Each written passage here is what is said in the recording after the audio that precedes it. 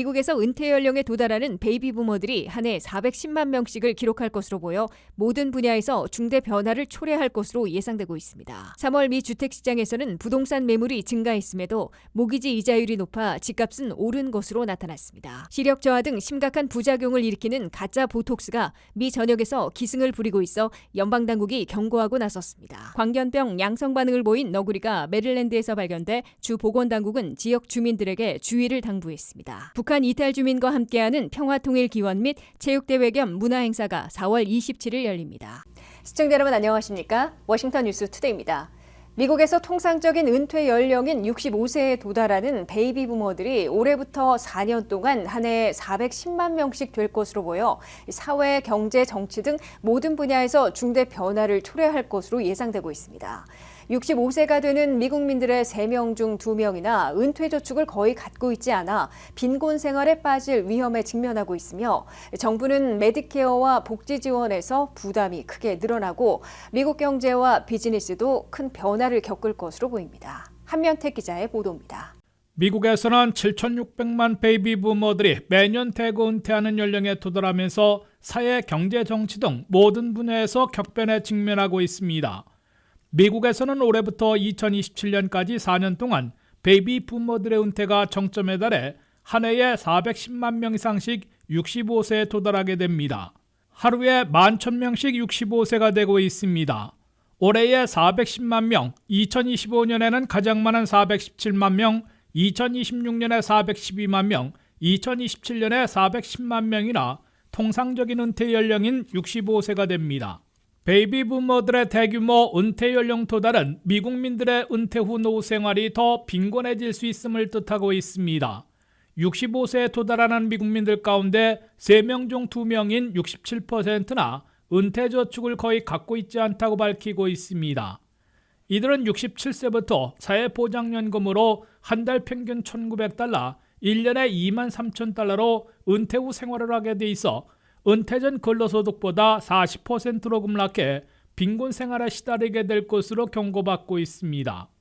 그나마 65세부터 메디케어 혜택을 이용하기 시작해 진료와 치료를 보장받을 것으로 보이나 의료비의 80%만 커버받아 나머지 20%를 충당하려면 별도의 보험을 들어야 합니다. 미국인들의 은퇴저축은 1인당 평균 $88,400에 불과해 안정적인 은퇴 생활을 하는 데 필요한 $146만 보다 무려 $137만 부족한 것으로 계산되고 있습니다. 더욱이 백인 남성으로 대졸 또는 대학원 졸업자들이 가장 많은 $27만 $66만 사이로 은퇴 자금을 저축해온 데 비해 유색인종, 여성, 고졸자들은 $5만 $10만 이하에 그쳐 심각한 격차를 보이고 있습니다. 이 때문에 상당수 은퇴 연령에 도달하는 베이비 부머들은 아직 건강도 괜찮고 생활비도 충당하기 위해 70세 내지 75세까지는 일하기를 강하게 희망하고 있습니다. 이같이 미국의 고령화 사회가 본격화됨에 따라 미국의 비즈니스도 시니어들을 위한 실버 산업 비율이 더 높아질 것으로 보입니다. 젊은 시니어들의 노동과 경험을 잘 활용할 수 있는 업종과 일자리를 더 확대하게 될 것으로 예상되고 있습니다. 미국 정부와 미국의회 등 정치권에서는 은퇴 생활을 최대한 안정시키기 위한 대책 마련에 부심하고 있으나 갈수록 부담이 가중되고 있습니다. 연방에서는 7천만 명 이상에게 한 해 1조 5천억 달러 안팎의 사회보장연금을 지급하고 있고 6,500만 명에게 메디케어를 통해 8천억 달러의 의료비를 지출하고 있습니다. 올해부터 2027년까지 65세에 도달하는 베이비 부머들이 가장 많이 늘어나게 돼 사회보장연금과 메디케어 의료비 부담이 갈수록 무거워질 것으로 보입니다. 여기에 시니어들의 주거와 식품 보조 등 복지 예산도 눈덩이처럼 풀어날 것으로 예고되고 있습니다. WKTV 뉴스 한면택입니다. 미국의 3월 주택시장에서는 팔려고 나온 매물이 증가했음에도 모기지 이자율이 높아 판매는 큰 폭으로 하락했으나 집값은 9개월 연속 오른 것으로 나타났습니다.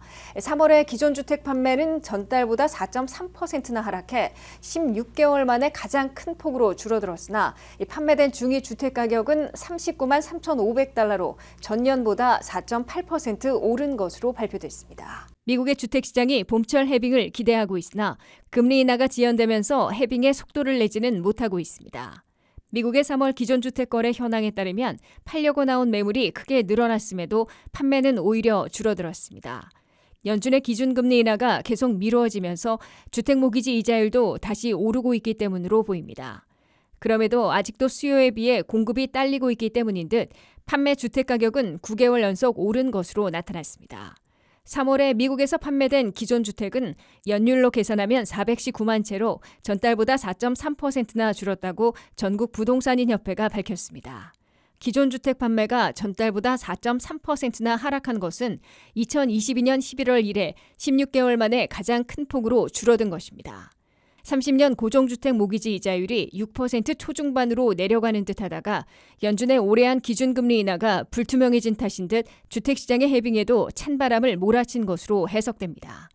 30년 고정 모기지 이자율은 4월 11일 현재 6.88%로 전주의 6.82%에서 다시 올랐습니다. 반면에 팔려고 내놓은 매물이 3월 중에 111만 채로 전달보다 4.7%나 늘어났습니다. 매물 공급이 대폭 늘었는데도 판매는 줄었으나 3월 이후에 기존 주택 판매가 다시 늘어날 수 있음을 예고해주고 있습니다.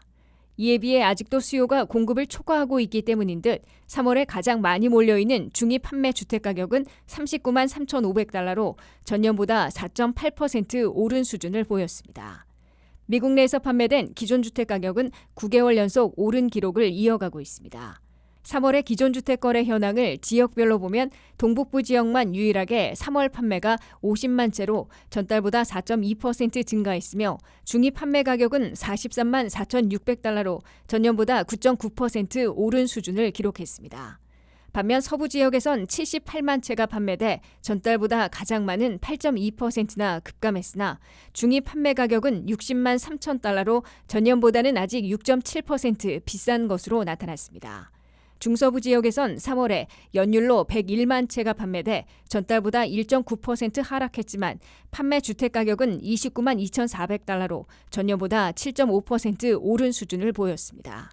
남부 지역에선 190만 채가 팔려 전달보다 5.9%나 감소했으나 중위 판매 주택 가격은 35만 9,100달러로 전년에 비하면 아직 3.4% 비싼 것으로 집계됐습니다. 미국의 주택시장은 당초 봄철에 해빙되기 시작해 여름철에 열기를 낼 것으로 기대됐으나 기준금리 인하가 빨라야 9월 이후로 미루어지면서 모기지 이자율 하락도 늦춰지고 있어 조기 해빙은 어려워지고 있는 것으로 예측되고 있습니다. 극히 위험한 가짜 보톡스가 미 전역에서 기승을 부리고 있습니다. 연방당국은 시력이 저하되고 말투까지 이상해지는 등의 심각한 부작용을 일으키고 있다며 경고하고 나섰는데요. FDA와 CDC는 가짜 보톡스를 사용했다가 부작용을 신고한 사람들이 9개 주에서 19건에 달한다면서 소비자들과 의료기관들은 모조 보톡스를 가려내 결코 사용하지 말아야 한다고 촉구했습니다. 김미영 기자의 보도입니다. 주로 나이가 들어가는 여성들이 주름살을 없애고 팽팽하게 탄력을 유지하기 위해 사용하고 있는 보톡스. 최근 들어 FDA의 승인을 받은 진짜 보톡스가 아닌 가짜 보톡스가 범람하고 있어 부작용 주의령이 발령됐습니다. FDA 식품의약국은 매우 위험한 가짜 또는 모조 보톡스가 미 전역에서 널리 악용되고 있는 것으로 보인다면서 심각한 부작용을 초래하고 있다고 공개했습니다. FDA는 현재까지 9개 주에서 19명이 가짜 보톡스를 맞고 중독 증세 등 부작용에 시달린 것으로 신고됐다고 밝혔습니다. FDA는 소비자들은 물론 보톡스를 시술하고 있는 헬스케어 프로바이더들에게 사용하려는 보톡스가 FDA의 승인을 받은 진품인지 아니면 위변조된 가짜인지부터 가려내 가짜 보톡스는 결코 사용하지 말라고 강력 권고했습니다. 현재까지 가짜 보톡스 사례가 신고된 9개 주는 콜로라도, 플로리다, 일리노이, 켄터키, 네브라스카, 뉴저지, 뉴욕, 테네시, 서부 워싱턴주라고 연방당국은 밝혔습니다. 일리노이와 테네시에서는 지난주에 가짜 보톡스를 맞고 심각한 부작용을 겪은 6명이 신고했으며 그 이전에는 7개 주에서 13건이 고발됐다고 연방당국은 밝혔습니다. 연방당국은 미 전역에서 범람하고 있는 가짜 보톡스가 무허가 또는 무인가 공급망을 통해 불법 배포하고 있는 것으로 보이며 상표를 위조 또는 변조하고 심지어 내용물도 오염되어 있는 것으로 지적됐습니다. 미국에서 범람한 가짜 보톡스를 보냈다가 세관국경보호국에 의해 적발돼 압수된 사례를 보면 한국과 중국, 스페인과 불가리아에서 발송한 것으로 드러났습니다. 이 때문에 가짜 보톡스는 아무런 효과가 없으면서 부작용만 겪게 하고 있다고 연방당국은 경고했습니다. CDC에 따르면 가짜 보톡스를 맞은 후에 겪는 부작용으로는 여러 증세를 보이는 것으로 나타났습니다. 시력이 갑자기 흐려지거나 물체가 둘로 보여 운전을 할 수 없을 정도의 더블비전, 즉 복시 현상을 겪고 있었습니다.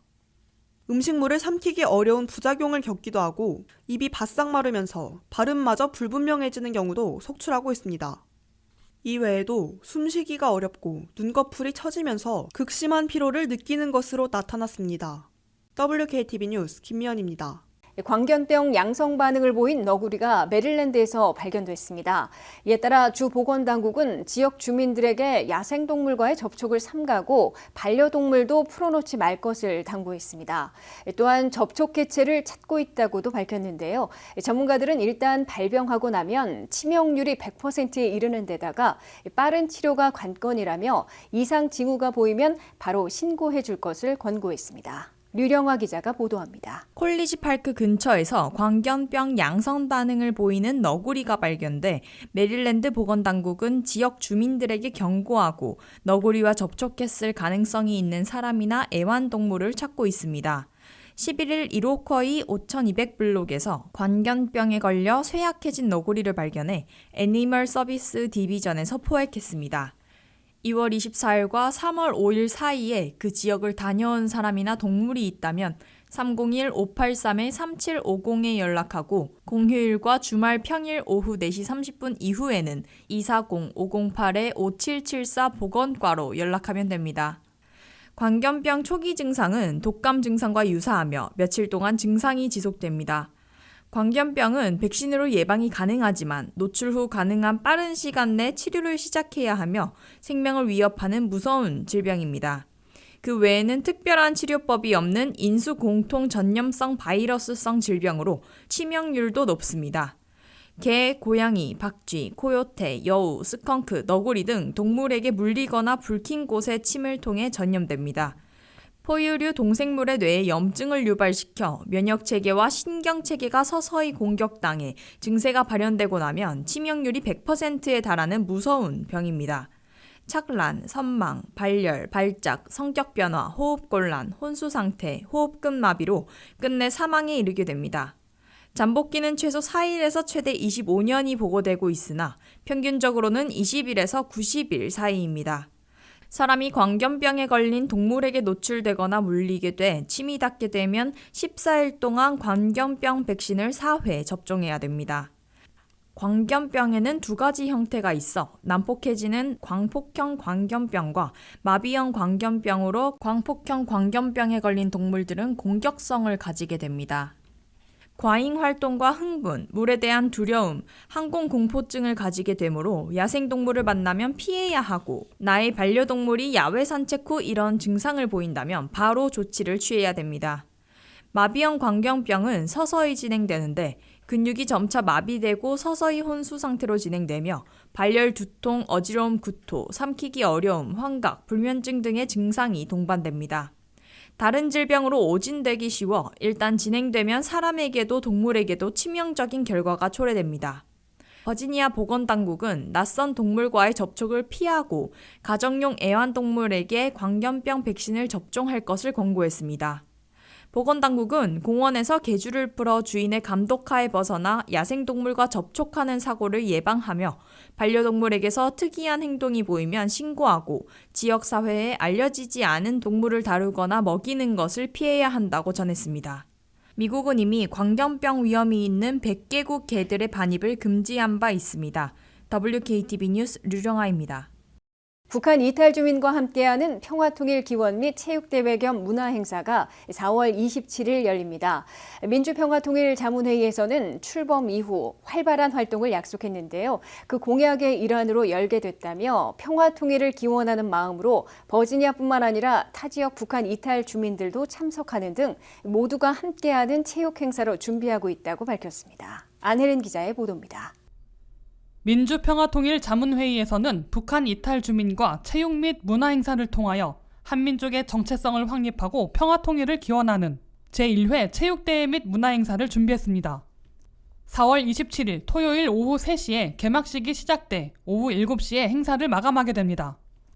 장소는 페어팩스 고등학교 운동장, 주최는 민주평화통일자문회의 워싱턴 협의회, 공동주관으로 민주평통 워싱턴 협의회 7개 분과 워싱턴 시니어 축구단이 함께하고 있습니다.